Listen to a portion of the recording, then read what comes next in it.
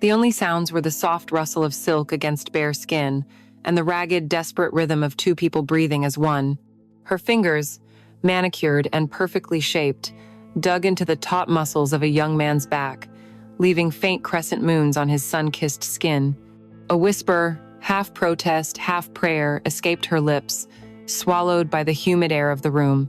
"Leo, we shouldn't—" A low moan was her body's true reply, arching to meet him, to take all of him.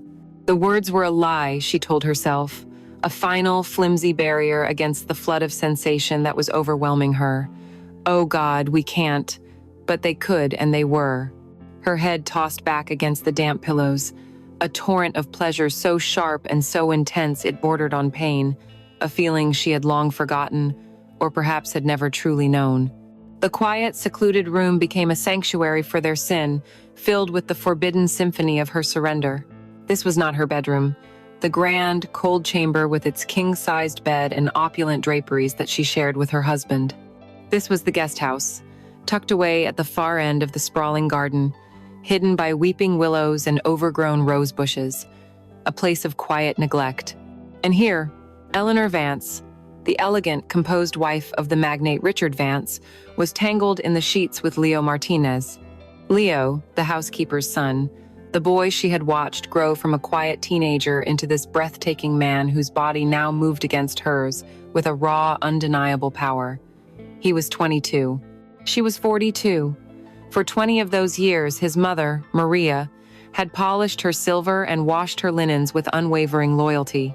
The Connecticut summer was at its peak, suffocating and heavy, much like the gilded cage of Eleanor's marriage. Richard was in Singapore, or perhaps London. The details of his business trips had long ago blurred into a monotonous cycle of absence. His departure had left behind the usual void, a vast, echoing silence in the cavernous mansion. But this time, for the first time, that silence was not filled with loneliness. It was filled with the heat, the pulse, and the dangerous vitality of a desire that had finally, irrevocably, broken free. It all began with the silence that followed a departure. Richard left on a Tuesday, his expensive leather luggage clicking shut, with a sound of finality that echoed through the grand foyer. He had kissed Eleanor's cheek, a dry, papery touch that was more of a formality than an affection, his mind already thousands of miles away in a boardroom in Hong Kong. As the black town car disappeared down the long, winding driveway, an oppressive quiet settled over the Vance estate. It was a familiar silence, one that Eleanor had lived with for years, but this summer it felt different. It felt heavier, more suffocating, a vacuum waiting to be filled. She spent her days in a state of suspended animation, drifting through the cavernous, sun-drenched rooms of her home like a ghost. She was a masterpiece of a wife, perfectly curated for this life of sterile opulence, with her flawless skin, her designer wardrobe, and the carefully maintained sadness that lurked behind her placid green eyes. The estate itself was a reflection of her existence, beautiful, immaculate, and utterly devoid of life. The lawns were a perfect, unchanging emerald. The rose gardens were pruned to symmetrical perfection, and the crystal-clear water of the swimming pool shimmered under the sun, undisturbed by so much as a single ripple. The change arrived on a Thursday, carried in on the humid afternoon air. From her bedroom window, she saw a worn-out sedan making its way up the driveway, a stark contrast to the parade of luxury vehicles that usually graced the entrance. It was Maria's car, and stepping out of the passenger side was Leo. Eleanor froze, her hand resting on the cool glass of the window. She had not seen him in person for almost 2 years, only in the occasional photograph his mother proudly showed her. The lanky, slightly awkward boy who had left for college was gone. In his place stood a man. It wasn't just that he was taller, though he was, or that his shoulders had broadened, filling out his simple t-shirt in a way that spoke of a newfound strength. It was in his stillness, in the calm, measured way he moved as he pulled his bags from the trunk.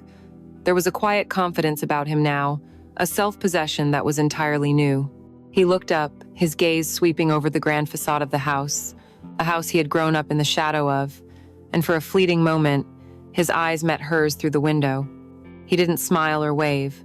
He simply held her gaze, a flicker of something unreadable in his dark eyes, before turning to greet his mother. Eleanor pulled back from the window, her heart beating a little faster. It was nothing, she told herself. He was just Leo, Maria's boy. But the image of him, standing there against the backdrop of her perfect empty world, lingered in her mind. Their first real encounter happened 3 days later, by the pool. It was a blistering afternoon, the kind where the air itself seems to shimmer with heat. Eleanor had retreated to the pool deck, her personal oasis of solitude. She was wearing a classic black one-piece swimsuit that was both modest and exquisitely cut, accentuating the graceful lines of her body, a body Richard hadn't truly looked at in years. A wide-brimmed straw hat and dark sunglasses shielded her from the sun, but also from the world, creating a small, private darkness for her to hide within. She was pretending to read a novel, the words blurring on the page as her mind drifted. The only sounds were the drowsy hum of cicadas and the distant drone of a lawnmower. Then a shadow fell over her. She looked up, expecting to see Maria with a glass of iced tea, but it was Leo. He was shirtless, wearing only a pair of faded swim trunks, his skin glistening with a light sheen of sweat. He was holding a pool skimmer, his knuckles white around the aluminum pole. "Sorry to disturb you, Mrs. Vance," he said, his voice a low baritone, deeper than she remembered. "The filter's been acting up, just need to check it." Eleanor felt a strange, unfamiliar flutter in her chest. She removed her sunglasses, and for the first time she truly looked at him, and he, in turn, truly looked at her. It was in this shared gaze that the world tilted on its axis. He was no longer just the housekeeper's son. He was a striking young man, his body lean and sculpted from years of swimming and casual labor. A small, faded scar cut through one of his eyebrows, a relic of some forgotten childhood accident, giving his handsome face a hint of ruggedness. But it was his eyes that held her captive. They were dark, intelligent, and serious. And they were looking at her not with the polite deference of a servant, but with an unnerving directness. He wasn't just seeing Mrs. Vance, the lady of the manor. He was seeing Eleanor. He saw the faint lines of fatigue around her eyes, the delicate curve of her neck, the way her fingers trembled almost imperceptibly as she held her book. His gaze lingered for a moment on her mouth before meeting her eyes again. And Eleanor saw him. She saw the quiet strength in his posture, the way the sun caught the drops of water on his shoulders. She saw a flicker of youthful arrogance mixed with a surprising depth, a hint of a world weariness that seemed out of place on someone so young. In his eyes, she did not see a boy who worked for her, but a man who saw through her, a man who recognized the loneliness she tried so desperately to conceal. A flush crept up her neck, a heat that had nothing to do with the Sunday. She suddenly felt exposed, vulnerable, hyper-aware of the skin she was in, of the way the swimsuit clung to her waist and hips. For the first time in a decade, she felt like a woman being looked at by a man who desired her, and the sensation was both terrifying and intoxicating. "Of course, Leo," she managed to say, her voice sounding thin and reedy to her own ears. "Go right ahead." He gave a slight nod and moved to the edge of the pool, his movements fluid and efficient. Eleanor put her sunglasses back on, but it was too late. The shield was broken. She could feel his presence behind her, a warm, magnetic pull. She could not focus on her book. Every soft splash as he worked, every quiet footstep on the hot stone, seemed amplified in the still air. The space between them, once defined by class and convention, was now charged with a new, dangerous energy. When he was finished, he paused beside her chair again. "All set, Mrs. Vance," he said. "It should be fine now." She simply nodded, unable to trust her voice. As he walked away, she watched the muscles in his back flex with each step. The silence he left behind was no longer empty. It was filled with a question, a possibility, a tingling awareness that would follow her for the rest of the day and into the long, sleepless night. The first fragile thread of their forbidden story had been spun, not with a touch, but with a single, soul-bearing look. The days that followed were a quiet torment, a dance of avoidance and heightened awareness. Eleanor found herself charting the geography of her own home by Leo's presence within it. She knew the low hum of the lawnmower meant he was by the south gardens. The faint sound of a hammer meant he was helping the groundskeeper fix a fence near the woods. A part of her, the sensible, cautious part, actively sought to avoid him, changing her path if she saw him in the distance. But another, more insistent part, a part she hadn't known existed, seemed to conspire against her. This part made her linger by the kitchen window a moment too long in the morning, listening for the sound of his voice as he spoke to his mother in Spanish. It made her choose a book from a shelf in the library that overlooked the driveway, just at the time he usually returned from an errand in town. She was a planet knocked from its orbit, now circling a new, dangerous sun, and the gravitational pull was becoming impossible to resist. The vast, silent house was no longer just empty. It was charged with a simmering anticipation, the air thick with unspoken words and unseen glances. She felt as though she were holding her breath, waiting for a storm to break. The first tremor came on a sweltering Wednesday afternoon. Eleanor had sought refuge in the greenhouse, a glass sanctuary filled with the earthy scent of damp soil and the sweet perfume of orchids. It was her private world, a place where she could cultivate life, a stark contrast to the rest of her sterile existence.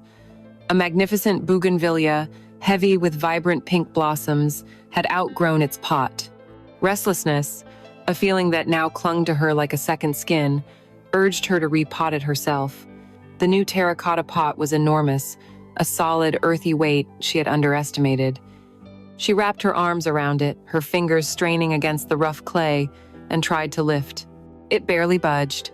She grunted with effort, her cheeks flushing. It was a foolish, frustrating task, a microcosm of her own life, trying to move an immovable object. "You'll hurt your back, Mrs. Vance." His voice, calm and low, startled her so much she nearly stumbled. Leo was standing in the doorway, a coil of garden hose slung over his shoulder. He had been washing the flagstones outside, and his t-shirt was damp, clinging to his chest. He looked at her, then at the pot, a faint, almost imperceptible smile playing on his lips. "Let me." It was not a question. She wanted to refuse, to send him away and preserve the fragile barrier between them. "I can manage, thank you, Leo." Her voice was stiff, formal. He ignored her protest, setting the hose down and walking towards her. "My mother would never forgive me if I let you strain yourself." The mention of Maria was a subtle reminder of the lines they were not supposed to cross, yet his proximity was already erasing them. He crouched down beside her, so close she could feel the heat radiating from his body. "Together," he said, "on 3. She had no choice but to kneel opposite him, her hands finding their place on the pot, mere inches from his. 1, 2, 3. They lifted, and the pot rose easily, a shared burden. For a few suspended seconds, as they held it aloft, their world shrank to the space between them.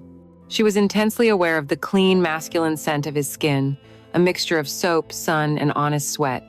It was a scent so fundamentally different from Richard's expensive, sterile cologne.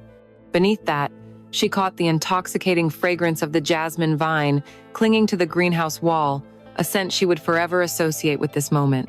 As they maneuvered the pot into its new position, his hand brushed against hers. It was nothing, a fleeting, whisper-like contact of skin on skin, but a jolt, sharp and electric, shot up her arm. She gasped, a tiny, involuntary sound. Their eyes met over the rim of the pot. The polite distance was gone. In its place was a raw, unfiltered awareness. He saw the panic and the flicker of something else, something deeper, in her eyes. She saw the muscles in his forearms tense, the dark intensity in his gaze that seemed to strip away her defenses, layer by layer. The moment stretched, taut and fragile, before he broke the contact, his eyes dropping to the pot. "There," he said, his voice slightly rougher than before.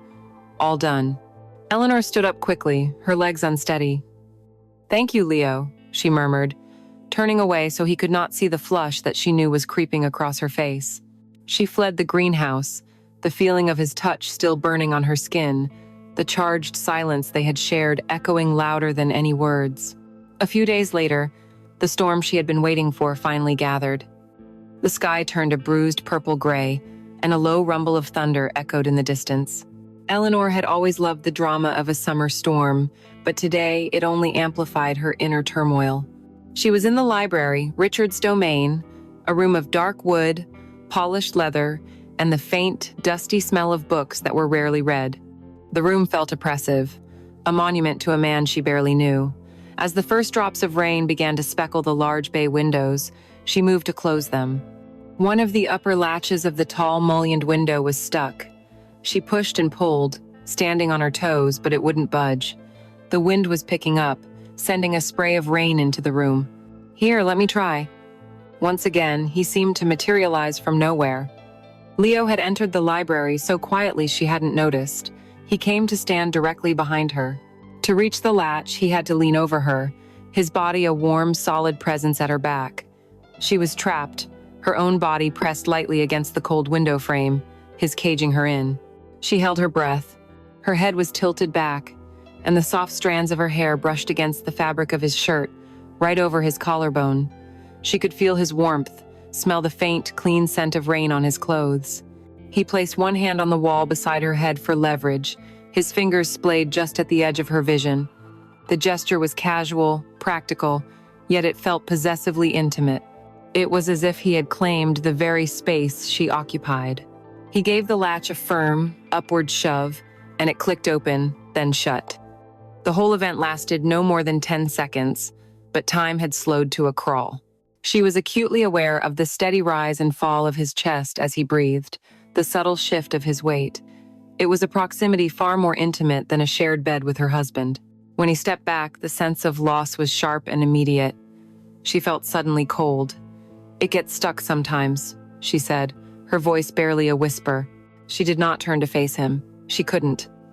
"I know," he replied softly from behind her. "It always has." His words hung in the air, a simple statement that carried the weight of his entire life spent in this house, observing, watching, knowing its secrets. He knew the secrets of the house, and she felt, with a terrifying certainty, that he was beginning to learn hers too. Sleep had become a stranger to Eleanor. The nights were the worst, stretching into an eternity of silence and thought. The vast, empty space in the bed beside her seemed to grow larger each night, a cold continent of fine Egyptian cotton.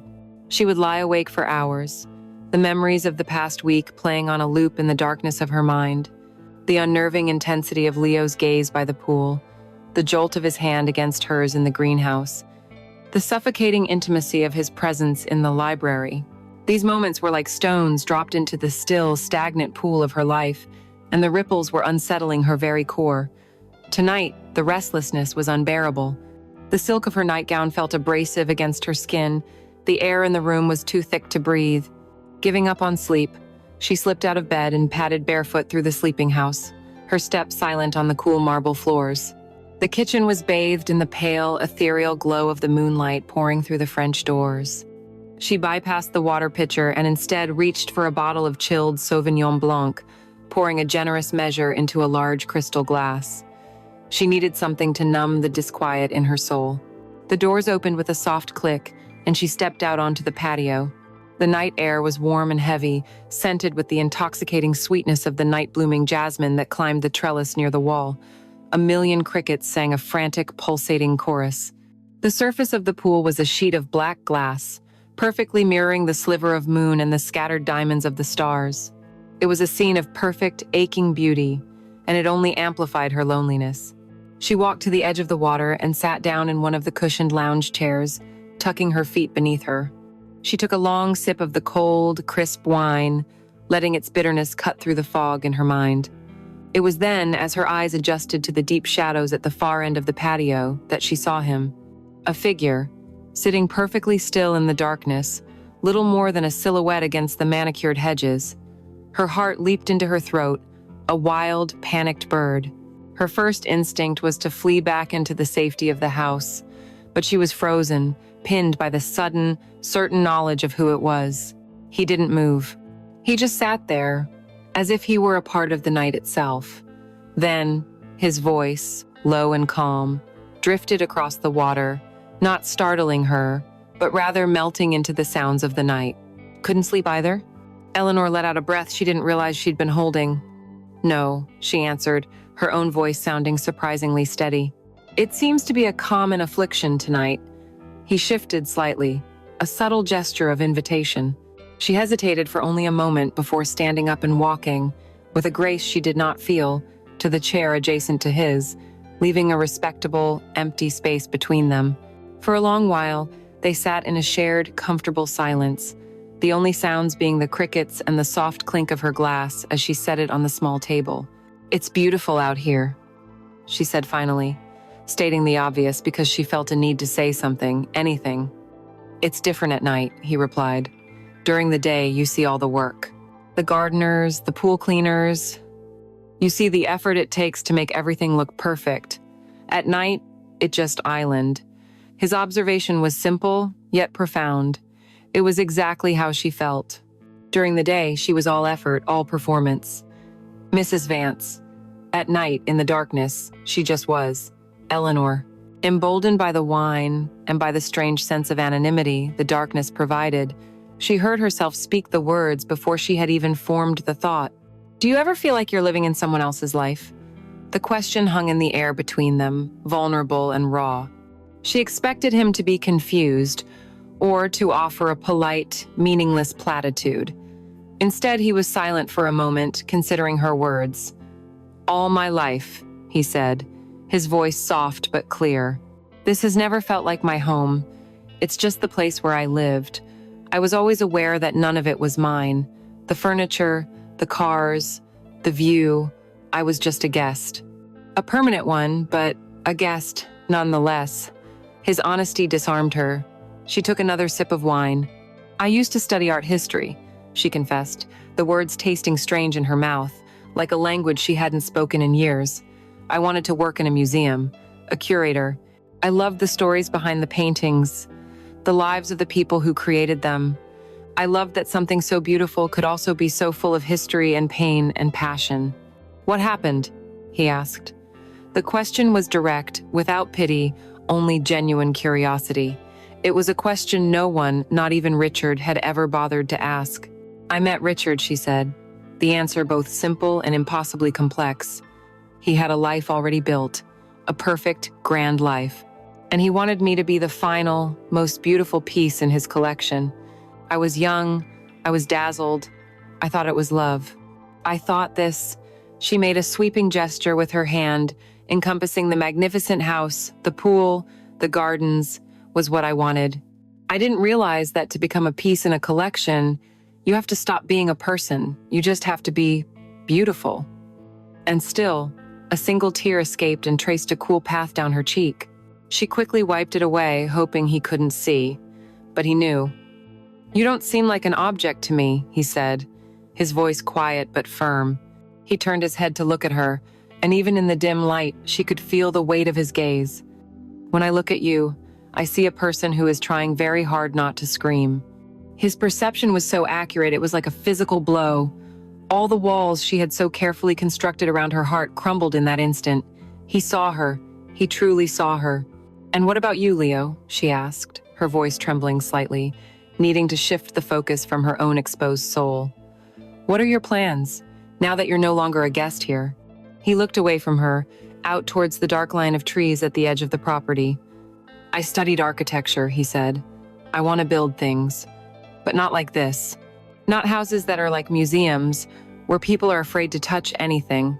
I want to design spaces where people can be messy and loud and alive. Homes that feel like they're giving you a hug, not holding you on display." He spoke with a quiet passion that mesmerized her. He was not just a handsome face and a strong body. He had a soul, a vision, a desire to create a world so different from the one he was born into. They talked for what felt like hours about art and buildings and the suffocating nature of expectations. They were no longer Mrs. Vance and the housekeeper's son. They were Eleanor and Leo, two people adrift in the same gilded ocean, clinging to the same makeshift raft of a midnight conversation. When he finally spoke her name, without the formal title attached, it was a quiet revolution. "You should get some sleep, Eleanor." The sound of her name on his lips was a caress, an act of intimacy more profound than any touch. It sealed the unspoken pact between them. The physical attraction that had been simmering for days now had a foundation, a deep, resonant, emotional connection. The affair had truly begun, not in a bed, but here, in the vulnerable honesty of a summer night. The night of their conversation by the pool had changed everything. A fragile, invisible membrane had been broken, and now, The air between Eleanor and Leo was permanently charged, humming with a dangerous new current. They moved through the following days in a state of exquisite tension, a silent magnetic field pulling them together and pushing them apart. Glances that once might have been accidental now lingered for a heartbeat too long, fraught with the memory of their shared confessions. A simple, "Good morning, Mrs." Vance from him felt laden with subtext, while her polite "thank you," Leo was colored with a warmth that felt treacherous. She was hyper-aware of him, of the space he occupied in her house, in her world. The sound of his footsteps in the hall could make her heart stutter. The sight of him from a window could make her breath catch. She felt as if she were walking a tightrope over a vast, terrifying canyon of her own desires. The emotional intimacy they had forged in the darkness had become an unbearable suspense. It was a question hanging in the humid summer air, a promise, a threat. It was no longer a matter of if, but when. The weather seemed to sense their turmoil. The day began under a hazy, oppressive sky, the sun a pale, distant disk behind a veil of milky white. The air was thick and still, so heavy it felt difficult to breathe. By late afternoon, the sky had turned the color of a deep bruise, and a nervous, agitated wind began to stir the leaves of the old oak trees, making them whisper like gossips. A storm was coming. Not a gentle summer shower, but something wild and violent. Eleanor felt it in her bones, a reflection of the tempest brewing inside her. She stood in the grand living room, watching as the first fat drops of rain splattered against the large windows like thrown pebbles. A low, guttural rumble of thunder echoed from the horizon, a deep-throated growl that seemed to shake the very foundations of the house. As the rain intensified, lashing against the glass in furious sheets, the lights flickered once, twice, and then, with a soft, final sigh, went out. The house was plunged into a sudden, disorienting darkness, the familiar, opulent rooms rendered strange and menacing by the shadows. The only light came in strobing, spectral flashes of lightning that bleached the world white for a split second before plunging it back into blackness. Eleanor's heart hammered against her ribs. She fumbled in the dark, her hands searching for the familiar contours of the mantelpiece where she knew a set of silver candlesticks was kept. Her fingers found them, along with a book of matches. With trembling hands, she managed to strike one, the tiny flame sputtering to life, a fragile beacon against the overwhelming dark. She lit the two candles, their warm, flickering glow pushing back the shadows, creating a small, intimate circle of light. She needed more. The house was too large, too dark. She remembered a box of emergency candles kept in a drawer in the kitchen. Holding one of the candlesticks aloft, she made her way through the darkened corridors, the storm raging outside, a wild symphony of wind and rain. The kitchen was a cavern of shadows. As she was pulling open a drawer, a brilliant flash of lightning illuminated the room, and she saw him. Leo was standing by the French doors, drenched and dripping, his hair plastered to his forehead. He had been outside trying to secure the patio furniture. He looked like a creature of the storm himself, wild and elemental. In that split second of stark white light, their eyes met across the room. She saw a raw, undisguised longing on his face that stole her breath. Then, darkness returned, leaving only the image of his expression burned into her mind. "Leo," she breathed, her voice barely audible over the roar of the wind.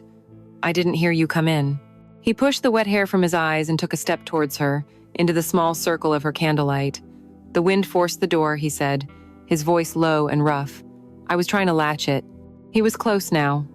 So close she could see the droplets of water clinging to his eyelashes, could smell the clean electric scent of the rain on his skin. They stood there in the flickering candlelight, the storm a chaotic orchestra around them. The silence between them was deafening, filled with everything they hadn't said, everything they desperately wanted. A sudden, violent gust of wind rattled the window panes, and a chill snaked through the room. Eleanor shivered, a tremor that ran through her entire body. It was only partly from the cold. Leo noticed immediately. Without a word, he began to unbutton the denim overshirt he wore, the fabric dark and soaked with rain. "You're cold," he stated, his voice soft. He shrugged it off, and, before she could protest, he draped it over her shoulders. The shirt was damp and cool on the outside, but it held the residual warmth of his body, a shocking, intimate heat that seeped through the thin silk of her blouse. It smelled of him, of rain and clean skin. As he settled the heavy fabric around her, his fingers brushed against the side of her neck. It was a deliberate touch, slow and exploratory. His thumb grazed the sensitive hollow of her collarbone. It was not an accident, it was a question. It was a claim. Electricity, white-hot and immediate, shot through her veins. Her breath hitched. All the air left her lungs. She slowly, inevitably, lifted her head to look at him. His face was just inches from hers, his expression intense, his dark eyes searching hers in the dancing candlelight. The rest of the world fell away. There was no storm, no house, no Richard, no Maria. There was only him, only this moment. The tightrope she had been walking for days had finally snapped. He leaned in, closing the last bit of space between them, and whispered her name. Eleanor. It was a prayer. It was a surrender. It was the sound of her undoing. He gave her a final moment to turn away, a final chance to retreat. She did the opposite. She rose slightly on her toes, a silent, unequivocal answer. And then his mouth was on hers. The first touch was impossibly soft, a gentle, hesitant exploration. It was a moment of pure discovery, of disbelief that this was finally happening. She could taste the rain on his lips, a clean, earthy flavor that mingled with the faint, lingering sweetness of the wine she'd had earlier. It was a taste of the forbidden, and it was intoxicating. Then the gentleness broke. The years of her loneliness, the months of his quiet observation, the weeks of their simmering tension, all of it erupted. The kiss deepened, becoming hungry, desperate, a raw and consuming passion that obliterated thought. His hand moved from her shoulder to the back of her neck, his fingers tangling in the soft hair at her nape, pulling her impossibly closer. Her hands came up to clutch at his t-shirt, balling the damp cotton in her fists as if he were the only solid thing in a collapsing world. It was not a kiss of tenderness, it was a kiss of starvation. It was the breaking of a fever, the slaking of a desperate thirst, a wild, beautiful, and utterly ruinous beginning.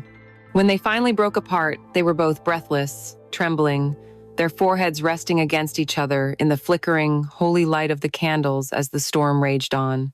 The kiss in the kitchen had shattered the world. When they finally pulled apart, breathless and trembling, the only sounds were the raging of the storm outside and the frantic, echoing beat of their own hearts. In the flickering candlelight, Eleanor looked at Leo and saw the reflection of her own shock, her own terror, and her own bottomless, undeniable desire. The guilt was already there, a cold stone in the pit of her stomach, but it was drowned out by a tidal wave of feeling, a raw, primal need that she had suppressed for 2 decades. Her life, with its rigid rules and lonely perfection, had been a house of cards, and that single, desperate kiss had brought it all tumbling down. She should have pushed him away. She should have run. She should have screamed. She did none of those things. When Leo reached out and took her hand, his fingers lacing through hers with a firm, possessive grip, she simply followed. She had made a choice, or perhaps the choice had been made for her long ago, in a stolen glance by the pool. He led her out of the kitchen, through the French doors, and into the storm. The wind tore at them, a wild, shrieking thing, and the rain was a cold, violent torrent, plastering her thin silk blouse to her skin in seconds.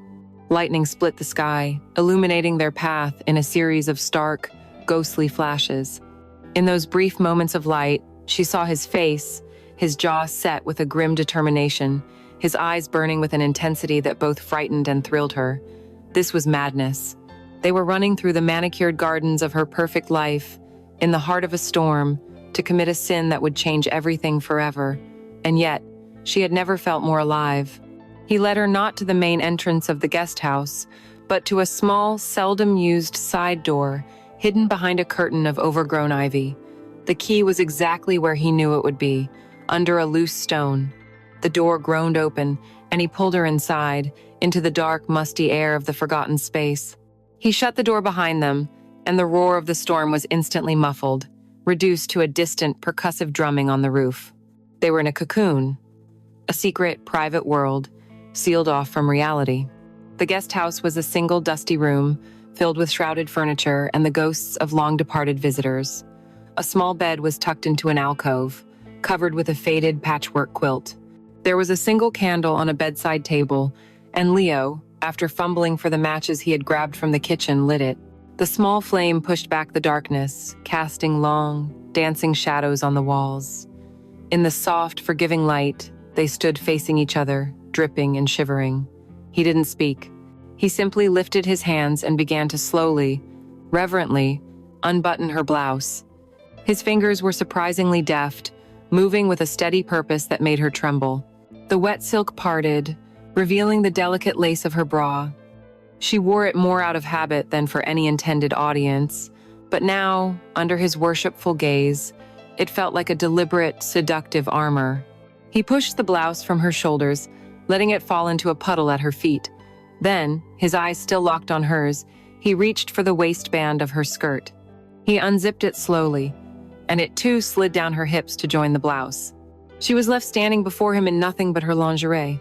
The cream-colored lace was a stark, fragile contrast against the golden tan of her summer skin. For a long moment, he simply looked at her, his eyes tracing every curve, every line, with an expression of such profound adoration that it made her ache. Richard had never looked at her like this. No one had. She was not a possession to be maintained. She was a masterpiece to be worshipped. Beautiful, he breathed, the word a reverent whisper in the quiet room. You are so beautiful, Eleanor. A wave of shame and exhilaration washed over her. She felt the desperate need to cover herself, and an equally desperate need to be seen, to be touched. As if sensing her turmoil, he shed his own soaked shirt, pulling it over his head in one fluid motion. In the candlelight, his torso was a study in lean, sculpted muscle, his skin glistening with rainwater. And on instinct, she reached out a trembling hand and laid it flat against his stomach. She felt the hard, defined ridges of his abs, the warmth of his skin, the thrum of life beneath her palm. It was a grounding touch, a confirmation that this was real. The reality of it sent a fresh wave of panic through her. Leo, she whispered, her voice cracking. This is wrong. We can't. It was the last stand of the woman she used to be, the final, futile protest against the inevitable. He silenced her not with words, but with a kiss. He leaned in and pressed his lips to the side of her neck, his touch soft and warm. He traced a line of fire down to the hollow of her throat, his breath hot against her skin. It doesn't feel wrong, he murmured against her, his voice a low vibration that resonated through her entire body. It feels like the only thing that's ever been right. All resistance, all thought, dissolved under his touch. Her head fell back in surrender, granting him access to the sensitive skin of her neck and shoulders. A soft sound, half sob, half moan, escaped her lips. He lifted her into his arms as if she weighed nothing and carried her the few steps to the bed, laying her gently on the old quilt. The initial sounds of her resistance were a faint, fading echo. Leo, no. Please, she breathed as he lay down beside her, his body a warm, solid weight against hers. But the meaning of the word had already changed. It was no longer a plea to stop, but a desperate plea for more. His hands and mouth were a slow, exquisite torture, exploring her body with a patience and a passion that left her breathless. He was unlearning every lonely night she had ever spent, rewriting the definition of desire on her skin. And when they finally came together, it was both a fierce collision and a gentle homecoming.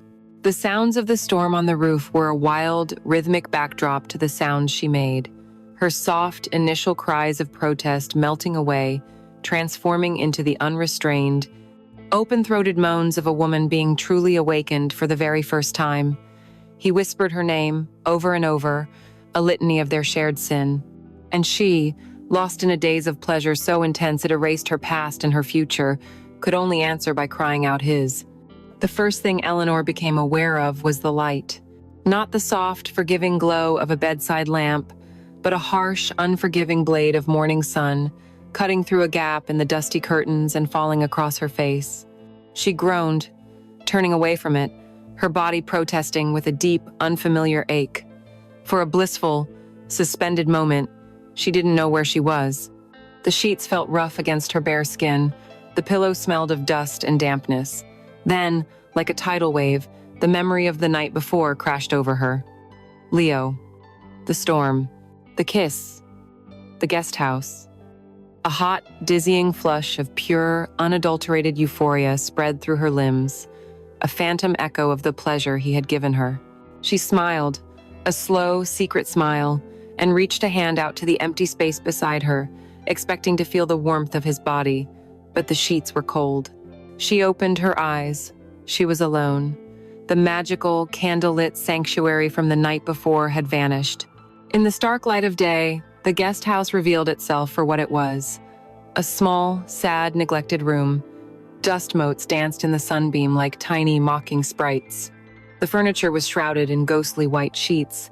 The faded patchwork quilt she was tangled in was threadbare in places, and a thick cobweb was strung across a corner of the ceiling. The romance of their transgression had evaporated with the dawn, leaving behind only the shabby, sordid evidence of the act. A wave of nausea, cold and sharp, replaced the euphoria. This was the scene of the crime. This was where she had dismantled her life. He was gone. He had left her alone in the wreckage. A frantic, desperate need to get back to the main house, back to the safety of her sterile, ordered existence, seized her. She scrambled out of bed, her limbs trembling, and found her clothes in a damp, wrinkled heap on the floor. Dressing felt like putting on a costume, a futile attempt to reassume the role of Mrs. Vance after the person playing the part had been irrevocably altered. The walk back across the lawn was a walk of shame. The storm had passed, leaving the world washed clean and gleaming. The air was fresh, the grass was a vibrant, glistening green, and birds sang with a cheerful indifference to the turmoil in her soul. Every sound seemed to accuse her. The sun felt like a spotlight, exposing her, branding her with her sin. She scurried across the open space, feeling as though every window of the main house held a pair of judging eyes. She slipped back inside through the still unlatched kitchen door, her heart pounding a guilty rhythm against her ribs. The house was silent. She crept up the grand staircase, a thief in her own home, and locked herself in her bathroom. Standing under the stinging spray of the shower, she scrubbed at her skin, trying to wash away the scent of him, the feel of his hands, the memory of his mouth. But it was useless. His touch was a phantom limb, an indelible part of her now. The sin was not on her skin. It was in her blood, in her very soul. Dressed in a crisp linen sundress, her hair perfectly coiffed, her makeup a flawless mask, Eleanor descended the stairs an hour later, a perfect imitation of the woman she had been the day before. She needed coffee. She needed normalcy. She walked into the sun-drenched breakfast room, and the sight that greeted her stopped her dead. Maria was there, Leo's mother, her back to the door. She was meticulously polishing a set of antique silver serving spoons, each one a family heirloom from Richard's grandmother. And as she worked, her hands moving in small, practiced circles, she was humming. It was a soft, simple tune, a Spanish lullaby that Eleanor had heard her hum to a younger Leo years ago when he had scraped his knee. It was the sound of innocence, of contentment, of a life lived with simple, unwavering devotion. The contrast between this gentle, domestic scene and the raw, illicit passion Eleanor had experienced just hours before was a physical blow. It knocked the air from her lungs. This good, loyal woman, who had served Eleanor's family for 2 decades, who had shown her nothing but kindness and respect, was polishing the silver of the house where her son had just slept with the master's wife. The betrayal felt monstrous, unforgivable. Maria must have sensed her presence. She turned a warm, familiar smile on her face. "Good morning, Mrs. Vance," she said, her voice cheerful. "The storm, it was a bad one, no? I hope you slept well." The simple, innocent question was a blade twisting in Eleanor's gut. Sleep. She hadn't slept. She had sinned. She had tumbled through a fever dream of passion and transgression. Yes. Fine, Maria. I was fine, Eleanor managed to choke out, the words tasting like ash in her mouth. She couldn't breathe. She couldn't stand there a moment longer, basking in the warmth of a woman she was so profoundly deceiving. Without another word, she turned and fled the room, her hand pressed to her mouth, leaving Maria looking after her with an expression of gentle, maternal concern. Later that day, she saw Leo from her bedroom window. He was in the driveway, loading gardening supplies into the back of a small truck. He moved with the same fluid grace, the same quiet confidence, but Eleanor could see the tension in the set of his shoulders. As if he could feel her eyes on him, He looked up, his gaze finding her window instantly. Their eyes locked across the distance, and the world seemed to shrink once more. She saw a complex storm in his expression, the possessive fire of a lover, the triumphant pride of a conqueror, but also a deep, unsettling anxiety. He was not just reveling in what they had done, he was terrified of it. He was thinking of his mother. He was thinking of the consequences. This was not a game to him. His glance was a question, an affirmation, and a warning, all in one. Eleanor quickly stepped back from the window, her heart racing. The house was no longer big enough to hold them both. The silence that had once been born of loneliness was now a thick, suffocating blanket of their shared secret. They spent the rest of the day in a careful, deliberate dance of avoidance, never being in the same room, never crossing paths in a hallway. But the avoidance itself was a form of intimacy. It was an acknowledgement of the explosive power that now existed between them. Every near miss, every unheard footstep, every moment of strained silence was a testament to the secret that now bound them together. A secret that was both a treasure and a time bomb, waiting to destroy them all. The next few days were a special kind of hell. The shared secret between Eleanor and Leo did not fade with time. It festered. The careful dance of avoidance they had initiated became an exhausting, maddening charade. It was a failure from the start, because to avoid someone, you must first be acutely aware of where they are at all times. And they were aware. Oh, they were aware. Eleanor's body had become a traitor, a finely tuned instrument that hummed with a low, constant frequency whenever he was near. She could feel his presence before she saw him, a subtle shift in the air, a prickling on her skin. The memory of their night in the guest house was not a soft, romantic recollection.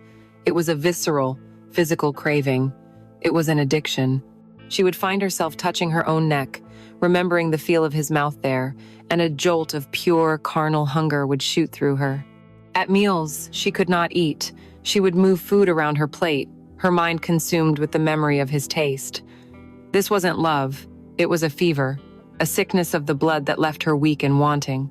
For Leo, the torment was just as acute, but compounded by a constant gnawing anxiety. He had possessed the unattainable, the woman who was the queen of this gilded cage he had grown up in. The fantasy had become flesh. The triumph of it was a fire in his veins, but the fear of the consequences was a block of ice in his gut. He saw the way his mother looked at Eleanor now, with a faint, questioning sadness in her eyes, and the guilt was a physical weight. Yet none of it was enough to quell the desire. It was stronger than guilt, stronger than fear. He would watch Eleanor as she moved through the house, a vision of untouchable elegance, and the knowledge of how she had cried out his name in the darkness, of how she had felt in his arms, was a maddening, possessive secret that made him feel both powerful and reckless. Their stolen glances across a room were no longer tentative. They were hungry, filled with a desperate, urgent need. The avoidance was unsustainable. The pressure was building, the silence between them stretched to a screaming point. Something had to break. The breaking point came on a perfectly ordinary afternoon. The sky was a placid, cloudless blue, and the house was quiet. Maria had gone into town for groceries. The groundskeepers were working on the far side of the estate. For a few precious hours, they were essentially alone. Eleanor had retreated to the library, Richard's sanctum, in a futile attempt to distract herself. She ran her fingers over the spines of his unread books, the scent of old leather and paper filling her senses. The room was a monument to his cold intellect, his absence. She hated it here. And yet she was drawn to it, perhaps because being in the heart of his territory made her own transgression feel even more potent. She heard the door creak open, and her entire body went rigid. She knew without turning that it was him. He stepped inside and closed the heavy oak door behind him. The soft, final click of the latch echoed in the silent room like a cell door locking. It was a sound of decision, a sound of no return. She turned slowly to face him. He hadn't come here by accident. There was no pretense, no excuse on his lips. His face was a mask of raw, undisguised need. His eyes were dark, almost black, with an intensity that pinned her where she stood. For a long moment, they just stared at each other from across the room, the air crackling with an energy so powerful it was almost visible. Then he moved. He didn't walk. He stalked, his steps silent and predatory on the thick Persian rug. He closed the distance between them in a few long strides, and without a word, his mouth was on hers. This was not the exploratory, almost hesitant kiss of the storm. This was a brutal, punishing kiss, a kiss of desperation and demand. He backed her up against a towering bookshelf, the hard spines of a dozen leather-bound volumes digging sharply into her back. The faint pain only heightened the pleasure. There was no time for tenderness, no time for the slow ritual of undressing. This was pure, frantic impulse. His hands were rough, possessive. One tangled in her hair, tilting her head back to give him deeper access, while the other slid down her back, cupping her buttocks through the thin fabric of her summer dress, lifting her, grinding her against him. A desperate, muffled moan was torn from her throat, swallowed by his kiss. This was reckless, insane. They were in the very heart of the house, where anyone could walk in, where Maria could return at any moment. The fear of discovery was a sharp, thrilling spice, a potent aphrodisiac that sent a fresh wave of heat through her. Her own hands were just as frantic, unbuttoning his shirt, needing to feel his skin against hers. He broke the kiss, his mouth moving to her neck, his teeth grazing her skin. "Eleanor," he groaned, his voice a guttural, desperate sound against her ear. "God, you feel so good." He fumbled with the hem of her dress, his hand pushing the fabric up her thighs, his fingers finding the warm, damp skin beneath her silk underwear. The cool air of the library on her exposed flesh was a shocking contrast to the fire he was building inside her. She felt the cool, smooth leather of the books against her bare back, smelled her own light, floral perfume mingling with the dusty, academic scent of old paper. It was a clash of worlds, a desecration of this sterile, intellectual space with their raw, animal need. Her mind was screaming at her to stop, to think of the consequences, but her body was no longer hers to command. It belonged to him, to this feeling, to this insatiable addiction. "Faster, Leo," she gasped, her voice unrecognizable, a hoarse plea. "Please." He needed no further encouragement. He answered her command, his movements becoming urgent, powerful, a frantic rhythm that matched the hammering of her own heart. It was a frenzied, desperate coupling, a collision of need and fear, of passion and recklessness.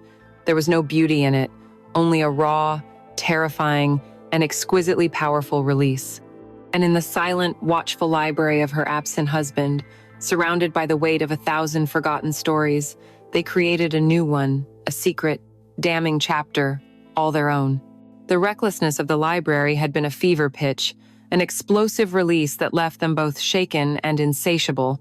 In its wake, a new, more dangerous pattern emerged. The pretense of avoidance was dropped, replaced by a hungry, desperate search for opportunity. Their affair was no longer a matter of stolen moments, but a campaign of calculated risks. A locked door in the West Wing while Maria was in the garden, a frantic, breathless encounter in the wine cellar, a silent, searing kiss in the shadow of a hallway as the clock chimed downstairs. Each transgression was a hit of a powerful drug, the fear of discovery only intensifying the high. The Vance estate, once Eleanor's gilded cage, had become their clandestine playground, every room holding the echo or the promise of their sin. They were drunk on their own audacity, intoxicated by the belief that they were invisible, that their secret world was impenetrable, and like all drunkards, they were destined for a rude, brutal awakening. It came on a Friday afternoon. The sound of a car on the gravel driveway was not unusual, but this was the purr of a specific engine, a low, powerful growl she knew as well as her own heartbeat. It was Richard's town car. It was 2 days early. Eleanor was in the solarium, arranging flowers, and Leo was just outside, cleaning the glass panels. Their fingers had just brushed through the open doorway, a fleeting electric touch that was meant to sustain them until their next meeting. When they heard the car, they froze, their eyes locking in a shared, instant panic. The color drained from Eleanor's face. Their playground had just become a prison. Their invisible world had just been invaded. She had seconds to transform. The flushed, desired lover had to vanish, and the cool, serene Mrs. Vance had to take her place. She smoothed her dress, took a deep, steadying breath, and composed her face into a mask of placid surprise. By the time Richard walked in, tanned and smiling, dropping his briefcase with a heavy thud, she was the perfect portrait of a welcoming wife.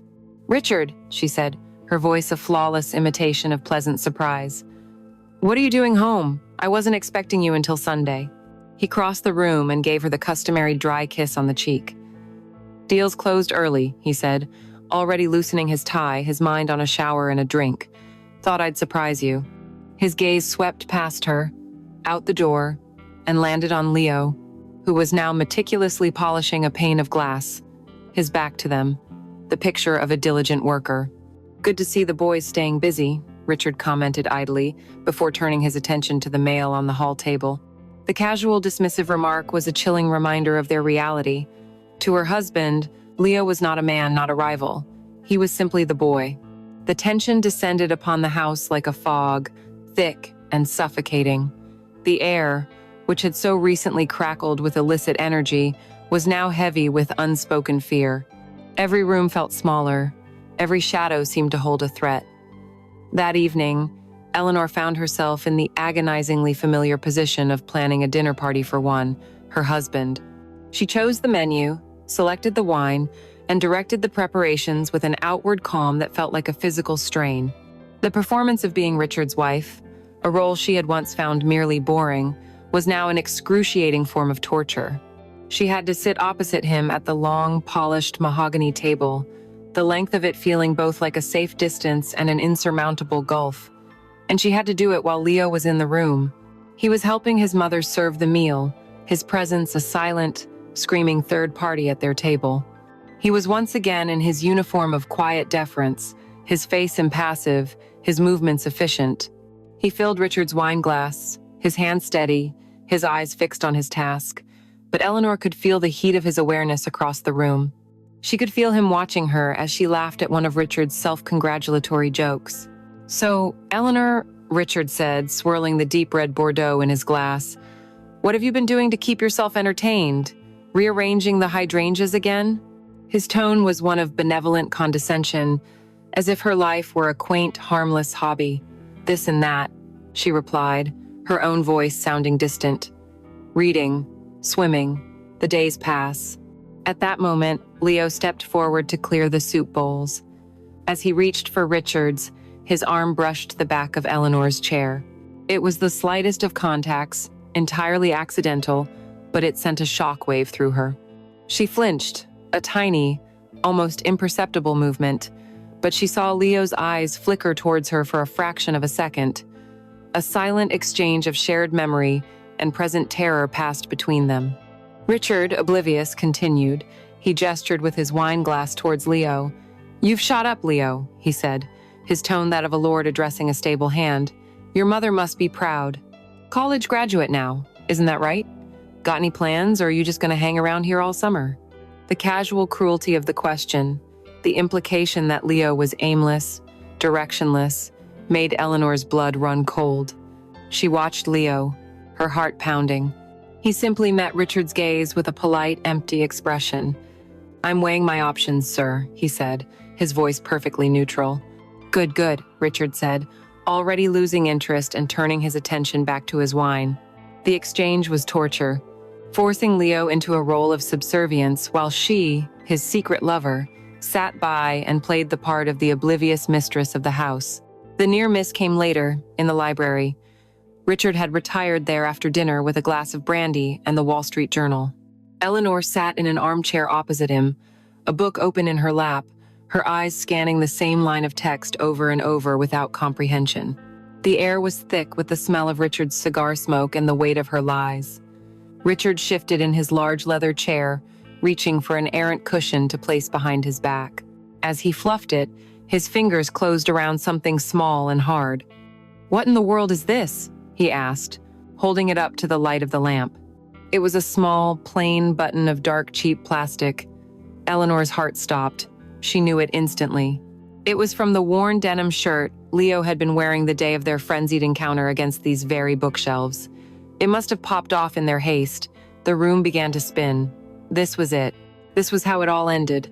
"Doesn't look like anything of mine," Richard mused, turning the small object over in his fingers. "And it's certainly not from any of your clothes." He looked at her, a flicker of genuine curiosity in his eyes. Eleanor's mind raced, a frantic, desperate scramble for a plausible explanation. The silence stretched for an eternity. "Oh, that," she said, her voice miraculously calm, a product of years of social training. "I know what that island. It's from one of the uniforms for the catering staff we used for the garden party last month. I found it when I was straightening up in here a few weeks ago. I meant to throw it out." The lie was so simple, so mundane. She held her breath, watching his face. He looked at the button again, then at her. A moment of consideration passed. Then, with a shrug, he tossed it into the ashtray on the table beside him. "Useless clutter," he muttered, and picked up his newspaper. The incident already forgotten, but Eleanor would not forget. She sat frozen in her chair for the rest of the evening, the book heavy in her lap, her body cold with a terror that would not subside. Later that night, lying in the dark beside her husband's sleeping form, his heavy breathing filling the silence, she felt the true, crushing weight of the web she had woven. The thrill was gone, replaced by the cold, metallic taste of constant, unending fear. Every creak of the old house was a footstep. Every shadow was an accusation. She was trapped, and she knew, with a sickening certainty, that it was only a matter of time before the web broke. Richard's brief, disruptive visit had changed the atmosphere of the house. The web of lies, having been tested and held, gave Eleanor and Leo a false, intoxicating sense of invincibility. The fear, instead of making them cautious, had become a part of the addiction. Their recklessness grew, their encounters becoming more frequent, more daring, fueled by the constant humming thread of discovery. They believed their secret was safe, wrapped in the quiet discretion of the vast estate. But they had forgotten about the one person who saw everything, the one person for whom the house held no secrets. They had forgotten about Maria. Maria was a woman who moved in the language of details. For 20 years, her life had been a study in the rhythms and textures of the Vance household. She knew the faint scent of decay that signaled a flower arrangement was a day past its prime. She knew the specific creak of the third step on the grand staircase that meant someone was trying to be quiet. She knew the subtle shift in the air, the lingering scent of perfume in a room, that meant Mrs. Vance had been there moments before. She was the house's silent, observant soul, and for the past several weeks, she had felt a deep, profound dissonance in its spirit. It had started with small things. She noticed the change in Eleanor first. The deep, settled melancholy that had been her employer's constant companion for years had been replaced by something else. Something more volatile. There was a new, almost feverish brightness in Eleanor's eyes, a high color in her cheeks that had nothing to do with the summer Sunday. But this new radiance was brittle, fragile. She was prone to starting at the slightest sound, her beautiful, long fingers often twisting together in her lap as if trying to restrain some powerful, anxious energy. And she could no longer meet Maria's gaze. Her eyes would flicker away, darting towards a window or a doorway, always searching, always waiting. It was the restlessness of a hunted thing. Then there was the change in her son, Leo. This was a change that twisted a knife in Maria's heart. The quiet, deferential boy she had raised had been replaced by a man who walked through the house with a silent, simmering arrogance. The way he looked at Eleanor was the most damning evidence of all. Maria had seen it more than once now. A moment in the garden when he thought no one was watching, his gaze following Eleanor as she walked towards the pool, a look so raw with possession, so stripped of all respect for the boundaries of their world, that it made Maria feel cold. It was not the look of an employee for his employer, it was the look of a lover. The suspicion was a poison ivy, its tendrils wrapping tight around her heart, but she was a practical woman. She needed more than a look. She needed proof. The proof came on a Monday morning, in the mundane, domestic setting of the laundry room. Richard was gone again, and the house had reverted to its secret, charged state. Maria was sorting her son's clothes, the familiar scent of his soap and his skin a comfort to her. She picked up a dark blue shirt, one he had worn a few days prior. As she lifted it to place it in the machine, a fragrance wafted up from the fabric. It was faint, almost lost in the scent of her son, but it was unmistakable. It was jasmine, with a subtle, powdery undertone of sandalwood. It was L'air du Soir, the perfume Eleanor had worn exclusively for the last 10 years. Maria knew that scent as well as she knew the lines on her own hands. She had smelled it on Eleanor's scarves, on her pillows, in the air of her dressing room.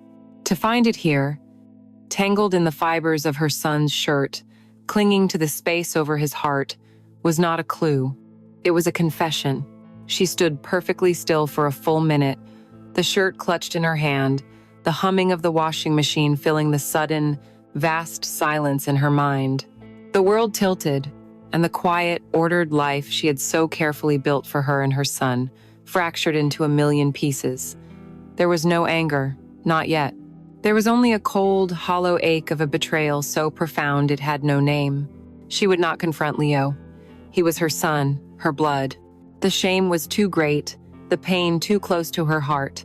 Her judgment was reserved for the woman who should have known better, the woman who had everything and still chose to take the one thing that was not hers to take. She found Eleanor in the small, sunlit room where she arranged the flowers from the garden. It was a tranquil, beautiful space, filled with the scent of roses and freshly cut stems. Eleanor was humming softly to herself, a picture of serene contentment as she trimmed the thorns from a white rose. The sight of her, so calm, so beautiful, so utterly unaware of the devastation she had wrought, finally ignited a cold, hard anger in Maria's chest. "Mrs. Vance," Maria said. Her voice was quiet, perfectly level, but it cut through the tranquil air like a shard of glass.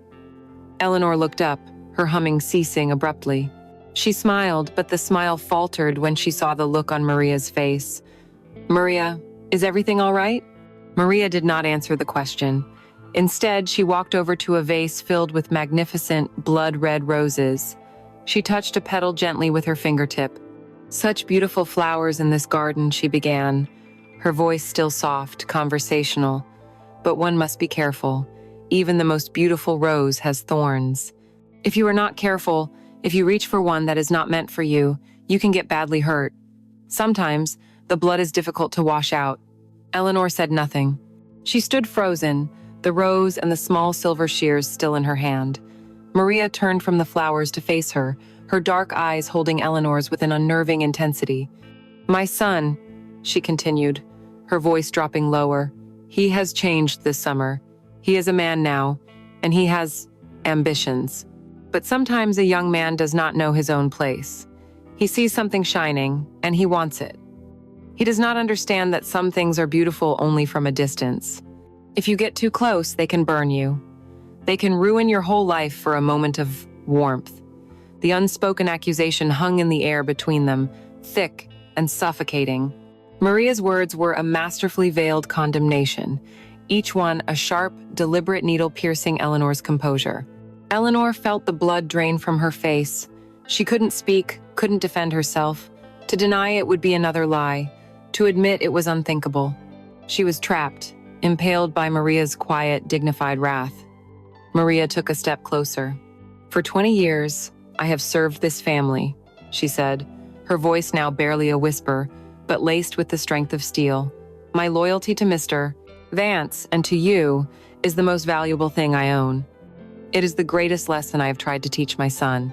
Loyalty, respect, knowing one's place." She paused, letting the words sink in. "It seems he has been a very poor student this summer." With that, she gave a small, formal nod, the same gesture of deference she had given 1,000 times before. But today, it was not a sign of respect. It was an act of supreme judgment. She turned and walked out of the room, leaving Eleanor alone with the scent of dying roses and the crushing, unbearable weight of her shame. The affair was no longer a secret escape. It was a sordid, ugly thing, now reflected in the knowing, disappointed eyes of a good woman she had wronged. And that judgment felt infinitely heavier than any punishment her husband could ever inflict. Maria's quiet condemnation had been the killing blow. The affair, which had once felt like a thrilling, life-affirming rebellion, now felt like a cheap and sordid crime. The house was no longer a playground of secrets. It was a mausoleum of guilt. Every time Eleanor saw Maria, a polite, professional distance now masking the deep chasm of her disappointment, it was a fresh torment. Maria's quiet dignity was a constant damning indictment of Eleanor's own weakness. The joy had curdled into shame, the passion into poison. Eleanor began to actively, truly, Avoid Leo. Not with the thrilling tension of their earlier dance, but with the dead-hearted finality of a closed door. She could not look at him without seeing his mother's wounded eyes, without feeling the full, crushing weight of her own betrayal. The end of summer was no longer a distant threat. It was a desperately needed release. The first golden leaves began to appear on the maple trees, and a new crispness tinged the evening air. The season of their sin was dying, and she was desperate to let it die. Leo felt the change as a physical chill, a creeping frost that threatened the fragile, hothouse world they had built. He saw the way she turned away when he entered a room, the way her eyes, which had once met his with a secret fire, were now shuttered and cold. The impending end of summer, the date of his departure to start a new job in a city hours away, loomed over him not as an escape, but as an execution. The reckless confidence that had fueled their encounters had evaporated, leaving behind a young man's desperate, vulnerable heart. He had risked everything: his future, his mother's livelihood, his own sense of self for this woman. He could not, would not, let it all dissolve into a regretful summer memory. He needed to know what it meant. He needed to know what they meant. He was no longer content to be a secret, a diversion. He had fallen in love, and the terrifying, naive hope of that love demanded a reckoning. He found her in the greenhouse, the place where their first real touch had occurred. It seemed a fitting place for their final confrontation. She was snipping deadheads from the geraniums, her movements jerky and agitated. She didn't hear him approach, and when he spoke her name, she jumped, dropping the shears with a clatter on the stone floor. Eleanor. She turned, her face pale, her expression guarded. Leo, you startled me. Did I? He asked, his voice tight. That's new. I thought we were past startling each other. He took a step closer, and she instinctively took one back. Why are you avoiding me? He demanded, the hurt in his voice raw and undisguised. Don't be ridiculous, she said, her tone clipped and cool, the voice of Mrs. Vance addressing a troublesome staff member. I've been busy. Richard is coming home for the season in 2 weeks. There's a lot to prepare. It was a weak, pathetic excuse, and they both knew it. That's not it, he pressed, his voice rising with a desperate edge. You haven't looked at me, not really, in a week. Ever since my mother, ever since... This has to stop, she cut in, her voice like ice, needing to end this before he could say more. It has to be over. The words hit him like a physical blow. He stared at her, his face a mask of disbelief and pain. Over, he repeated, the word a hollow echo. Just like that? What we did, what we have, it's just over? There is no we, Leo, she said, her cruelty a desperate shield against her own crumbling resolve.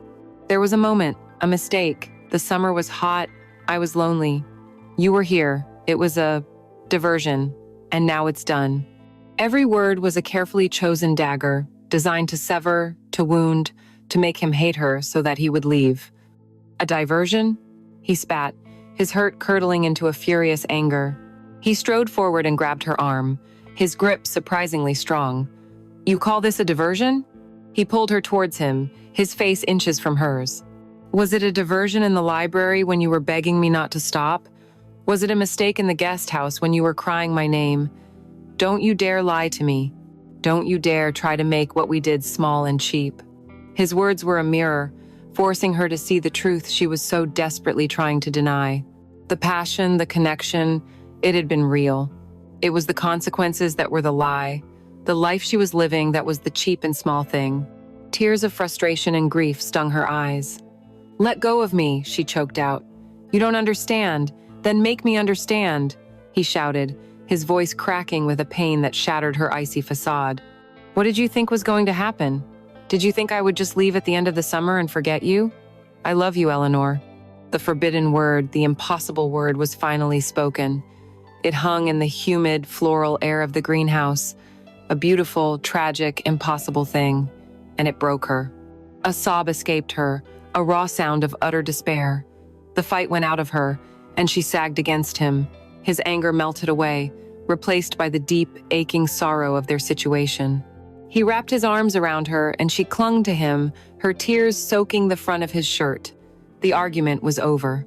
But the need, the desperate, painful need to feel, to connect one last time, was all that was left. He kissed her then, a kiss that tasted of salt and grief. It was not a kiss of passion, but of desperation. It was a goodbye. It was their final, sorrowful undoing. Their last encounter was not driven by the thrill of the forbidden or the heat of desire, but by the cold, sharp agony of loss. It was a frantic, almost violent attempt to burn the memory of each other into their skin, to feel something so intensely that it might erase the pain that was coming. There was a desperate roughness to his touch, a silent grief in hers. It was an act of mourning, a funeral for the beautiful, impossible thing they had created. The pleasure was a sharp, painful counterpoint to their sorrow, a last, fleeting echo of the life she had briefly tasted. And as they moved together in a rhythm of shared despair, her carefully constructed walls crumbled completely. The truth, the terrible, conflicted truth of her heart, spilled out in a series of broken, desperate whispers, a direct contradiction to the cruel words she had spoken just minutes before. She clung to him, her fingers digging into his back as if she could physically hold him here, stop time, undo what was already done. "Don't leave me," she sobbed against his shoulder, the words torn from the deepest part of her. "Leo, please, please don't go." It was the cry of a prisoner begging her liberator not to return her to her cell, but they both knew he had to. The cell was of her own choosing, and the door was already swinging shut. He was gone. There was no dramatic farewell, no final, tearful goodbye. One morning, Eleanor woke up to the familiar silence of the house, but it was a silence that felt heavier, more absolute. From her window, she saw Maria's old sedan pull away down the long driveway, a single suitcase visible in the back seat. He didn't look back. Just like that, the fever had broken, the storm had passed, and the season of her sin had come to an end. The summer withered and died almost overnight. A cool, sharp wind began to blow from the north, carrying with it the crisp, melancholic scent of decay. The vibrant, almost violent green of the lawns faded to a tired olive, and the trees began to surrender their leaves in a silent, rustling cascade of gold and crimson. Autumn arrived, not as a gentle transition, but as a quiet, somber judgment. Richard came and went, his presence a brief, oblivious disruption in the vast, echoing quiet of the estate. He spoke of markets and mergers, of flights and foreign cities, his words a meaningless drone that barely penetrated the fog of Eleanor's thoughts. The loneliness she had once found so oppressive had returned, but it was a different beast now. It was no longer the passive ache of absence, but the active, gnawing pain of loss. The silence was no longer empty.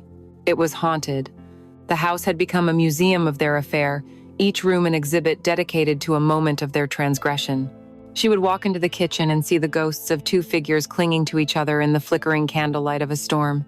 She would pass the library and feel the phantom pressure of book spines against her back, the memory of a desperate, hurried passion that left her breathless. Every time she walked by the pool, she saw a young man with the sun on his shoulders, his gaze holding hers for a moment too long, the silent, innocent beginning of it all. Her world was now divided into two distinct periods, before Leo and after. Before, her life had been a flat, gray landscape of predictable days. He had crashed into it like a meteor, setting it ablaze with vibrant, terrifying color. He had awakened a part of her she thought was long dead, a primal, wanting creature that was capable of a passion so profound it frightened her. She had gotten what she had craved in her loneliest moments. She had felt alive. She had felt desired. She had felt, for a fleeting, glorious summer, like the main character in her own life, not a decorative object in someone else's, but the fire had burned out, leaving behind only smoke and ashes. And in the wreckage, she discovered a loneliness far deeper and more absolute than anything she had known before. It was the loneliness of a shared secret that could never be spoken, a secret that isolated her not just from her husband, but from the entire world. It was the constant, low-grade terror of Maria's quiet, knowing gaze, a daily reminder of the good woman she had so carelessly betrayed. Some evenings, she would stand at the large window in her bedroom, a glass of wine in her hand, and look out across the manicured grounds to the guest house. It sat in the gathering dusk, a small, dark shape, its windows like vacant eyes. It was the epicenter of her memory, the tomb where the most vivid, vital part of her life was now buried. She had been a bird in a gilded cage, and for one reckless summer, she had flown. She had tasted the wild, open air, but she had learned a cruel and devastating truth. The bars of her cage were not made of gold or steel. They were forged from her own choices, from her own fears, from the consequences she was too afraid to face. In pushing Leo away, she had not chosen freedom.